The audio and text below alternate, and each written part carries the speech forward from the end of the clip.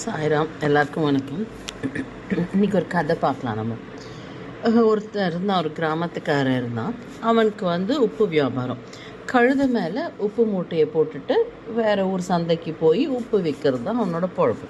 ஒரு நாள் அதே மாதிரி கழுதை மேலே உப்பு மூட்டையை போட்டுட்டு போயிட்டு இருந்தான். போகிற வழியில் நல்ல வானம்லாம் இருண்டு கட்டிட்டு வந்தது. என்னடா இப்படி வருதே கடவுளே, மழை வராமல் இருக்கணும், மழை வந்தால் உப்பெல்லாம் கரைஞ்சி போயிடுமே அப்படின்னு பயந்துக்கிட்டே போனான். போயிட்டே இருக்கும்போது செம்ம மழை பெஞ்சுது.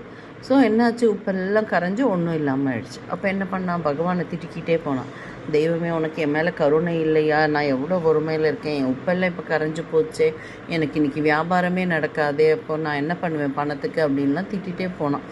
போயிட்டு வேறு வழியில் என்ன பண்ணுறது, போனது போயாச்சு. சரி, திரும்புகிறான். ஊருக்கு திரும்பும்போது என்ன பண்ணுறான்னா, நைட் ஆகிடுது. அப்போது மற்ற வியாபாரிகள்லாம் வேலையை முடிச்சுட்டு திரும்புவாங்க. ஏன்னா அவங்க வர்றது காட்டு வழி. ஸோ இவனால் திரும்பி தனியாக வர முடியாது. மற்ற வியாபாரிகள் வியாபாரம் முடிக்கிறதுக்கு வெயிட் பண்ணிவிட்டு அவங்க கூட சேர்ந்து திரும்பி வந்துட்டுருக்கான். இந்த பக்கம் இது நடந்துட்டுருக்கு. அவங்க அப்படியே ட்ராவல் பண்ணிகிட்ருக்காங்க. அங்கே காட்டில் என்ன ஆகுதுன்னா, ஒரு திருடர்கள் கூட்டம். அவங்க எப்போவுமே இந்த மாதிரி வியாபாரம் முடிச்சுட்டு வரவங்கள துப்பாக்கி காமிச்சு மிரட்டி, அப்போல்லாம் இந்த துப்பாக்கியில் பொடி வச்சுட்டு தான் ஒரு குண்டு ரெடி பண்ணுவாங்க. ஸோ அது போடுவாங்க. அது போட்டோன்னே இவங்கெல்லாம் பயந்து எல்லாத்தையும் போட்டு போயிடுவாங்க. திருடர்களுக்கு திருட ஈஸியாக இருக்கும். இப்படி தான் நடந்துகிட்ருக்கு திருடர்களோட வாழ்க்கையில். அன்னைக்கு திருடர்கள்லாம் பிளான் பண்ணி எல்லாம் ஒரு மரத்து பின்னாடி ஒளிஞ்சிட்டு துப்பாக்கி சுடுறதுக்கு ரெடியாக இருக்காங்க. வியாபாரிகள் பேசிகிட்டே வந்துட்டு இருக்கும்போது என்ன ஆகுதுன்னா, துப்பாக்கியை சுடுறாங்க, சுட மாட்டேங்குது துப்பாக்கி. என்ன ஆச்சுன்னா, பெஞ்ச மழையில் இது இது இல்லை இல்லையா, புல்லட் இல்லை. புல்லட்னா ஒன்றும் ஆகாது, மருந்து பொடி வச்சு தானே சொல்கிறாங்க. அந்த பொடி நனைஞ்சு போயிடுச்சு. அதனால் துப்பாக்கியால் சுட முடியல.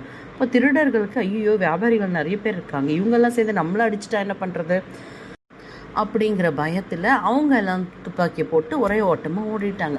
அப்போ தான் இந்த வியாபாரிக்கு புரியுது, நல்ல வேலை இன்றைக்கி மட்டும் மழை பெய்யாமல் இருந்திருந்தால் நான் சந்தைக்கு போய் வியாபாரம் பண்ணியிருப்பேன், பணம் எடுத்துகிட்டு வந்திருப்பேன்.